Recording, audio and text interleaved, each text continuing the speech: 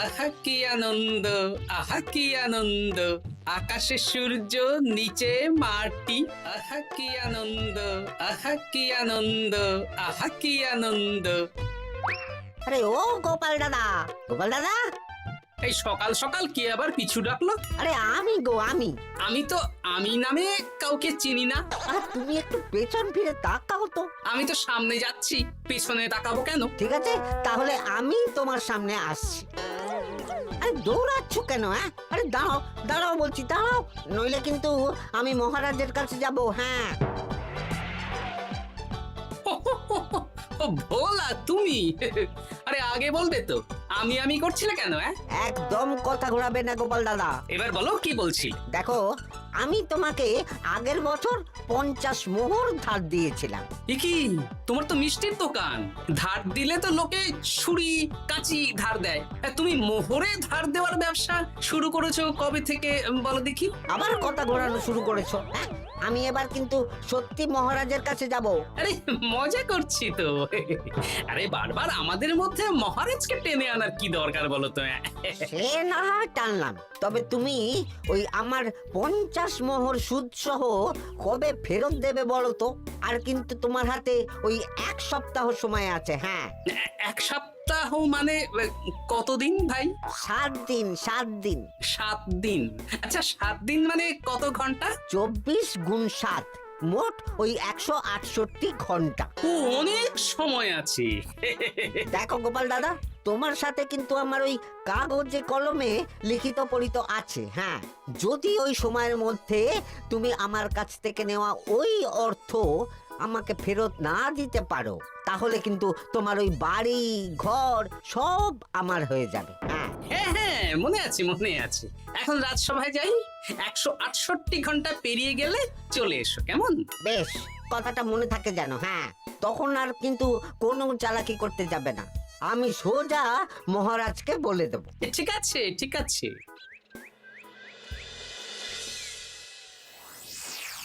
দেখুন মহারাজ, নিজের চোখেই দেখুন, সবাই হাজির, শুধু গোপাল ধা।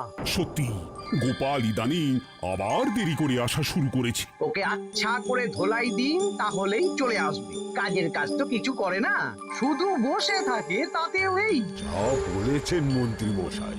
আমার মতে গোপালকে রাজসভাতেই বেঁধে রাখুন, তাহলে আর বাড়িতে যেতেও হবে না, আর দেরি করে আসবেও না। রোজ রোজ গোপাল করে রাজসভায় আসতে দেরি, তাই এবার তার পায়ে পড়াতে হবে বেড়ি। এই তো মহারাজ চলে এসেছি। আর বলবেন না, রাস্তায় ভোলা ময়রা চেপে ধরছিল।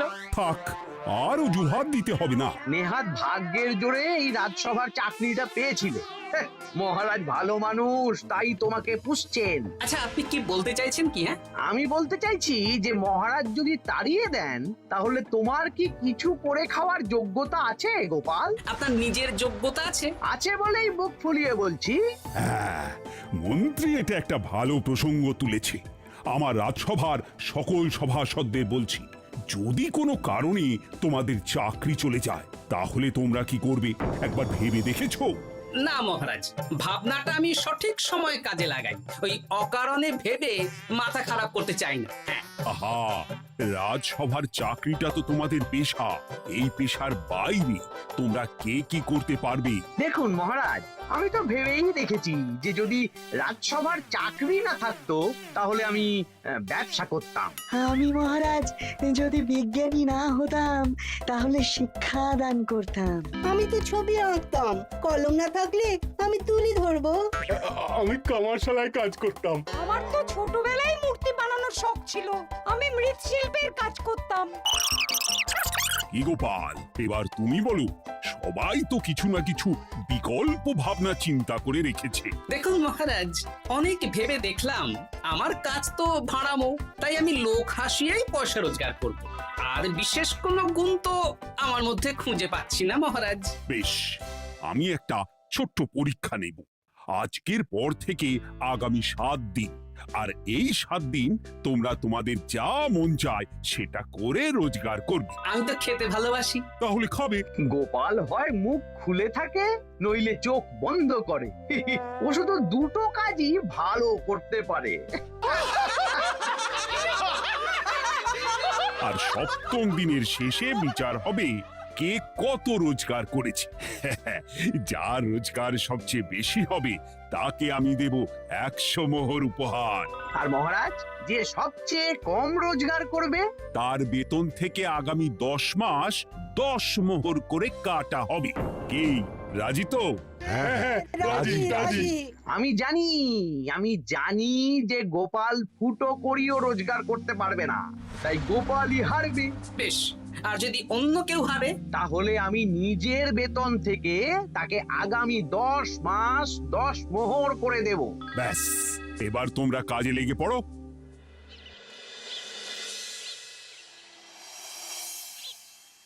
এ কি গিন্নি, আজকেও নিরামিষ? হ্যাঁ, আজকেও নিরামিষ খেতে হয়। হ্যাঁ, রোজই তো কিছু না কিছু একটা লেগে আছে তোমার। আমাদের পুরো শরীরটাই তো আমিষ। হ্যাঁ, তাহলে আমিষ খেতে বাধা কিসের বলো দেখি? বেশি তর্ক করতে হবে না বাপু, তা তোমাকে ডিম বানিয়ে দেবো। হ্যাঁ, না, আমি মানুষই ঠিক আছি গিন্নি। আরে তোমাকে ডিম বানাবো বলেছি নাকি? আমি বললাম তোমার জন্য ডিম বানিয়ে দেবো। জন্যটা তো বলনি তখন। আরে তাড়াতাড়ি দাও, তাড়াতাড়ি দাও। এখন কদিন শুধু খাবো আর ঘুমাবো, 7 দিন ছুটি। ছুটি মানে? সেসব পরে বলবো গিন্নি। যাও গিয়ে ডিম সেদ্ধ বসাও।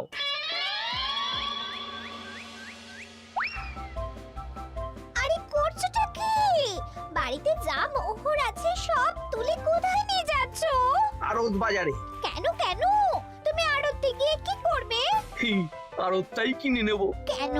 তাহলে খোলা বাজারের সব ব্যবসায়ী আমার কাছে আসতে বাধ্য হবে, আর আমি ভালো মুনাফা রেখে সব বিক্রি করব। কি রাজবাড়ির সুখে চাকরি ছেড়ে দিলে নাকি? না না না, এখন 1 সপ্তাহ ব্যবসা করে মহারাজের কাছে আমার যোগ্যতা প্রমাণ করব। সব পরে বুঝিয়ে বলবো। হ্যাঁ, আমি আপনাকে সব শিখিয়ে দেব। তাহলে ভাই ওই আগামীকাল সকাল থেকে কাজে লেগে পড়বো, কেমন? তাহলে বুঝতে পারলেন তো যে কি করতে হবে? হ্যাঁ হ্যাঁ জমিদার মশাই, কবিতা লেখা যেমন আমার পেশা, তেমনি চিত্রশিল্প আমার নেশা। তাহলে তো আর কোনো চিন্তাই নেই। আশা করি খুব সুন্দর ছবি আঁকবেন। আপনি 1 সপ্তাহ পর এই মন্দির চিনতেই পারবেন না। এই নিন আপনার জন্য 50 মোহর অগ্রিম। মন্দিরের চিত্রকলা শেষ হয়ে গেলে আরো 50 মোহর দেব, ঠিক আছে? বেশ।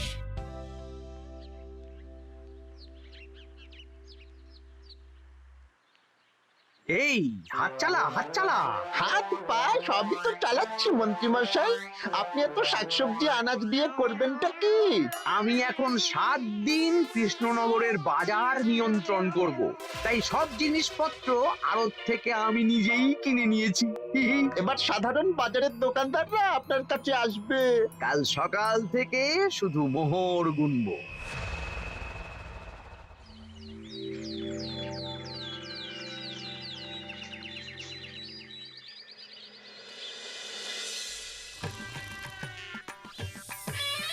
আরে এত বেলা হয়ে গেল, আর কত পড়ে পড়ে তুমি ঘুমোবে? এত লম্বা ছুটি পেয়েছি, এখন তো বিশ্রাম নিতেই হবে গিন্নি। কিন্তু পুকুর ঘাটে গিয়ে তো আমি অন্য কথা শুনলাম। তুমি আবার কি শুনেছো? তোমাদের মহারাজ নাকি বলেছেন আগামী 1 সপ্তাহ তোমরা সকল সভাসদেরা ওই সকল সভাসদেরা নিজের ইচ্ছে মতো কাজ করে রোজগার করব। আমার কাজ তো ভাড়ামো করা, তাই ভাড়ামোর সুযোগ এলে সেটাই করব। কিন্তু যদি সুযোগ না আসে, তাছাড়া যার রোজগার সবচেয়ে কম হবে তার তো বেতন থেকে 100 মোহর কাটা হবে গো। এই খবরও পেয়ে গেছো? বাবা, পুকুর ঘাট না পরনিন্দা পরচর্চা কেন্দ্র? হ্যাঁ, ওসব বাজে কথা বাদ দিয়ে কোনো কাজ শুরু করো, কাজ শুরু করো। এরকম গা এলিয়ে শুয়ে থাকলে ভগবান এসে তোমাকে পয়সা দিয়ে যাবে না গো। গোপাল দাদা, ও গোপাল দাদা, বলছি গোপাল দাদা, কি খবর গো? এই তো গতকাল তোমার সাথে কথা হলো, আজ একেবারে বাড়িতেই চলে এসেছো। তোমার যা হালচাল তাতে তো মনে হচ্ছে ওই কদিন পরে বাড়িটা আমারই হবে। আর সেই আশাতেই বসে থাকো। এই ভোলাময়রা এসেছে কেন গো? এসব কি বলছে? মা ঠাকুরুন, আপনার কাছে আর কি লুকাবো?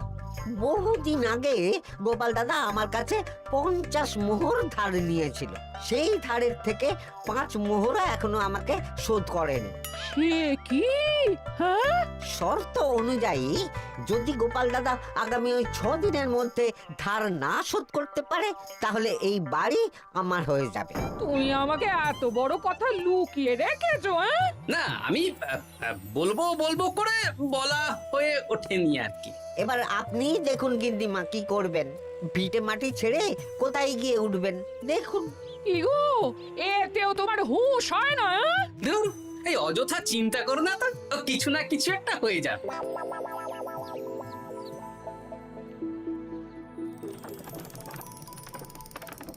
বাহ বাহ বাহ, পণ্ডিত মশাই, আপনি তো এর মধ্যেই কাজ শিখে গেছেন। আমি তো ছোট থেকেই মাটির পুতুল বানাতে ভালোবাসতাম। বিভিন্ন দেবদেবীর মূর্তি নিজেই বানাতাম, তারপর পুজো করতাম। আমার পরম সৌভাগ্য, আপনার মতন পণ্ডিত মানুষ আমার কুমোর শালায় কাজ করছেন। কোনো কাজই তো ছোট নয়। সত্যি সভাকবি মশাই, আপনার তুলিতে জাদু আছে। কি সুন্দর কারুকার্য। সবই আমার মা বাবার দান। আমার বাবা খুব বড় চিত্রশিল্পী ছিলেন। উনি হাতে ধরে আমাকে ছবি আঁকা শিখিয়েছেন। বাহ বাহ বাহ বাহ।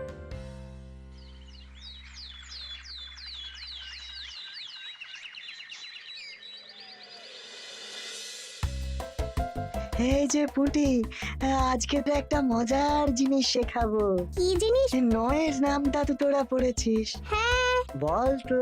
9 একে 9, 9 দুগুণে 18, 3 9 27, 4 9 36। ঠিক আছে ঠিক আছে, এবার থাম। পুরো মুখস্থ। সে তো বুঝতেই পারছি। এবার মজার জিনিসটা দেখ। 9 কে 9, 9 দুগুণে 18, 18 মানে কি? 1 10 8, হ্যাঁ, এবার 1-এর সাথে 8 যোগ কর, কত হয়? 9 3 9 কত? 27, 2-এর সাথে 7 যোগ করলে কত হয়? 9 36-এর 3-এর সঙ্গে 6 জুড়লে 9। আরে বাস, দারুণ তো। হ্যাঁ হ্যাঁ। সত্যি বিজ্ঞানী মশাই, আপনি কি সুন্দরভাবে পড়া বোঝান। এটা তো আমার নেশা।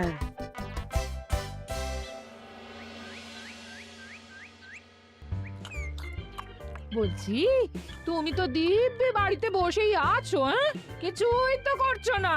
সত্যি বলো তো, তুমি ভাড়া মোছাড়া আর কি কিছু করতে পারো? হ্যাঁ, এই আদেশ করতে পারি।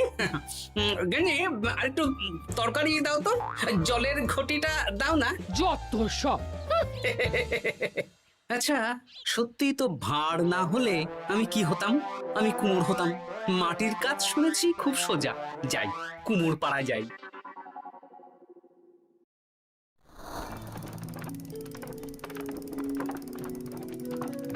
আমার কি সৌভাগ্য, রাজসভার দুজন সভাসদ আমার সঙ্গে কাজ করছে।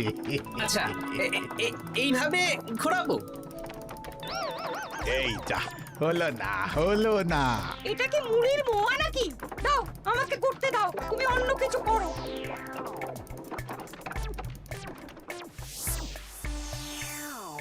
বলো গোপাল দাদা, কি দেবো? মুড়ির মোয়া, তিলের নাড়ু? আমি কিনবো না গো, বানাবো। হ্যাঁ, কি বানাবে? ওই মুড়ির মোয়া। কদিনের জন্য আমার একটা কাজ দরকার, বুঝলে? তা বেশ, তাহলে এসো, এই পিছনেই আমার কারখানা। গুড় মুড়ি সব রাখা আছে, বানাও। এই দেখো, এই যে গুড়ের হাঁড়ি আর ওই যে মুড়ির বস্তা, এবারে বানাও। বেশ, আমি তবে সামনে দোকানটা সামলাই।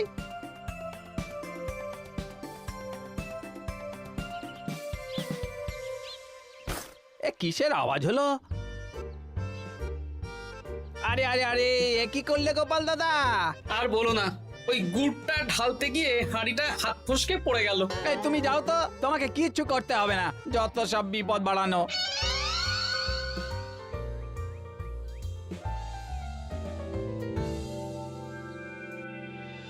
তোমার দ্বারা কিছুই হবে না। হ্যাঁ, সত্যি তো, আমার দ্বারা যে কিছুই হবে না গিন্নি। তাহলে তুমি করবেটা কি? এমন করে বলো না গিন্নি, সবারই খারাপ সময় যায়। আর খারাপ ভালো, যে সামান্য মুড়ির মোয়া বানাতে পারে না তার মুখে এসব মানায় না, মানায় না। এদিকে বাজারে সবজির দাম হু হু করে বেড়ে গেছে। তাই নাকি? বলি তুমি জানবে কি করে? কদিন তো শুয়ে বসে আছো, আমি তো বাজার দোকান করি। মন্ত্রী মশাই এখন আড়ত সামলাচ্ছেন আর সাধারণ বিক্রেতাদের চড়া দামে বিক্রি করছেন। হ্যাঁ, ও বেটা জীবনে শোধরাবে না। উনি তো তাও ছলে বলে রোজগার করছেন গো। আর তাছাড়া অনেকে পথে গান শুনিয়েও রোজগার করেন, সেটাও তো তুমি পারবে না। হ্যাঁ, এই তো পেয়েছি। 6 দিনের মাথায় তো রাজসভায় একটা বৈঠক হবে, সেদিনই আসল মজা জমবে। কিসের মজা গো? হ্যাঁ, সেটা সেদিনই বুঝতে পারবে।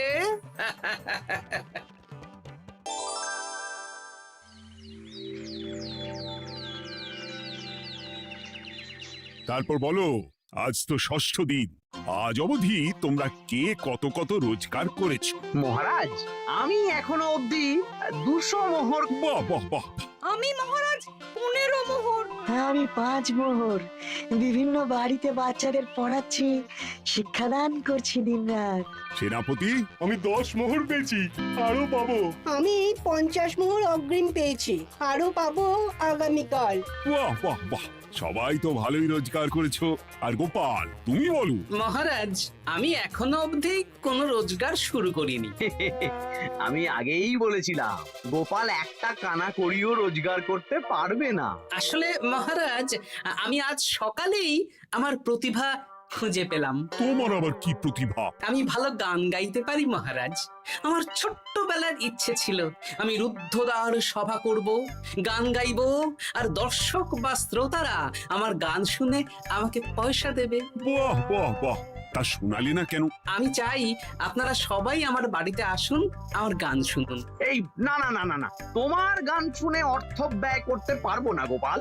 যদি শোনাতে হয় তো বিনামূল্যে শোনাও। তুমি ভেবেছো কায়দা করে গান শুনিয়ে রোজগার করবে? সেসব চালাকি কিন্তু চলবে না। না মহারাজ, আমার গান শুনতে আসার জন্য একটা কানা করিও খরচ করতে হবে না। আমি বিনা পারিশ্রমিকে গান শোনাবো। বেশ, তাহলে কবে শোনাবে বলো? এখনই চলুন, শুভস্য শীঘ্রম। আবার যেতে হবে কেন? এখনই শোনাও। আমার আবার নিজের বাড়ি ছাড়া প্রতিভা বিকশিত হয় না। বেশ তো, এই কদিন টানা কাজ করেছি, তোমার গান শুনে মনটা যদি ফুরফুরে হয়ে যায়। চলো গোপাল। আসুন আসুন, সবাই ভিতরে আসুন। আসন পাতা আছে, সবাই বসুন। নাও, এবার গান শুরু করো। দাঁড়ান মহারাজ, আমার গান আমি বাইরের লোককে শোনাতে চাই না। কু কু বাবা, আবার কোকিলের মতন আওয়াজ করছে। কু।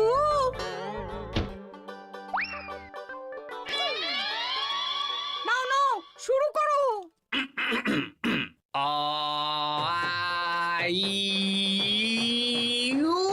ওরে বাবা রে বাবা! আরে এত চিৎকার করছো কেন? থামো থামো থামো! এটা ভালো লাগছে না? অন্য গান শোনাচ্ছি তাহলে।